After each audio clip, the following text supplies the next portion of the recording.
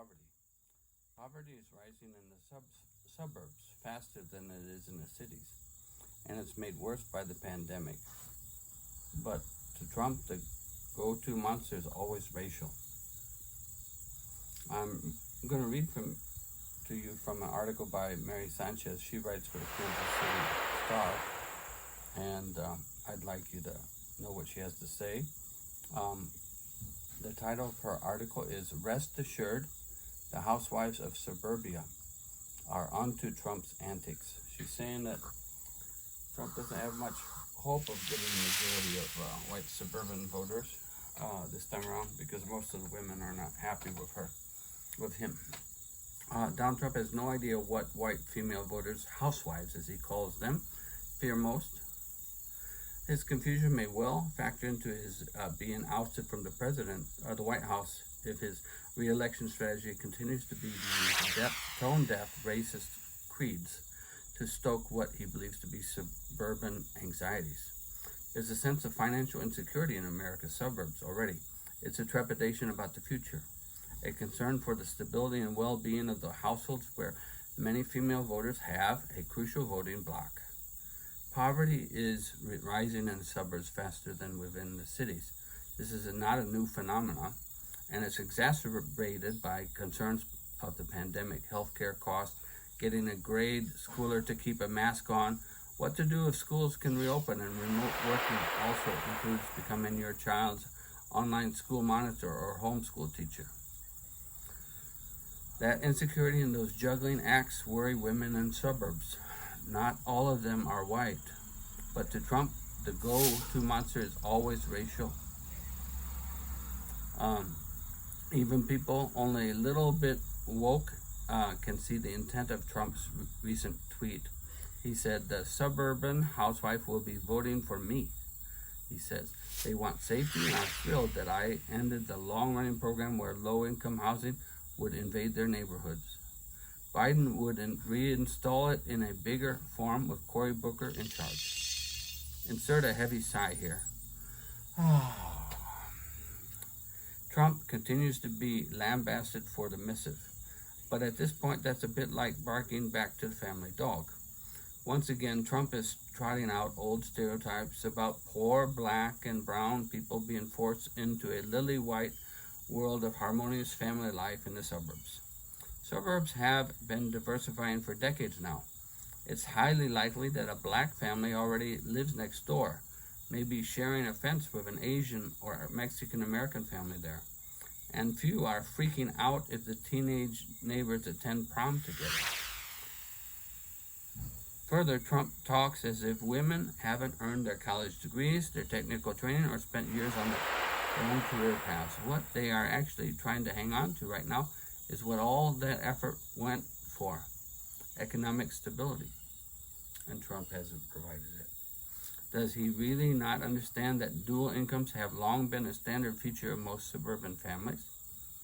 Besides, without the work of suburban housewives, much of suburbia would have stagnated or decayed long ago, a point made by Stephanie Kuntz, the Director of Research and Public Education for the Council on Contemporary Families and Emeritus Faculty of History and Family Studies at the Evergreen State College in Olympic, Washington.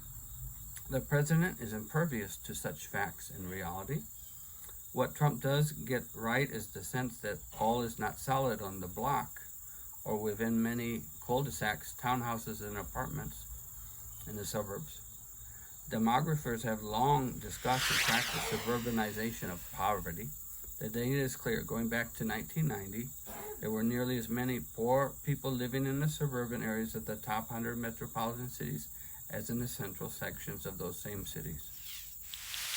All right, let's get that clear. By 1990 already, there was as many poor people in the suburbs as there were in the cities. Consider this testimony from a February 2017 congressional committee by Elizabeth Kneebone, a non-resident senior fellow of the Brookings Institute.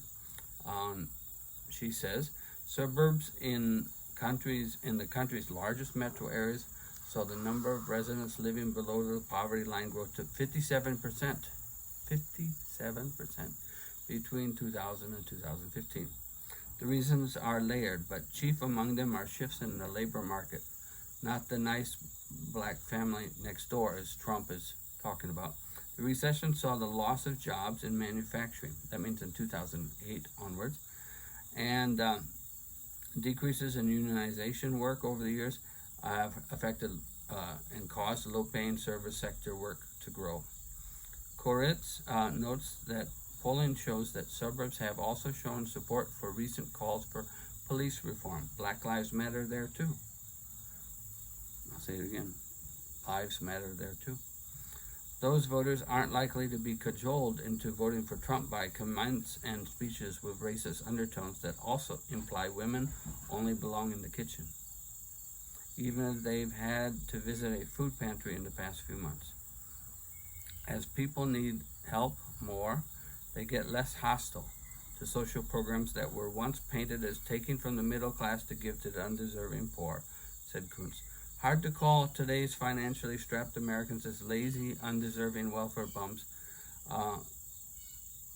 In the tradition, everything that Trump gets wrong about modern marriage and dual earner families. He's also reading from the wrong economic script. He's reading from last centuries, and we're tired of it. The November presidential election is less than 3 months away, and I guess Mary Sanchez is encouraging urban voters, especially women, to consider these facts, and I suggest you do too. These are pure facts. These are not made-up stuff and not opinions about racialism or other issues. This is a simple story that America as a whole have become poor over the last few decades and have had to take less stable jobs, and economic stability is the main issue. I think go out and vote your pocketbook right now, people. All right, take care. This is Kevin Stoda. Join my channel here and subscribe, that is.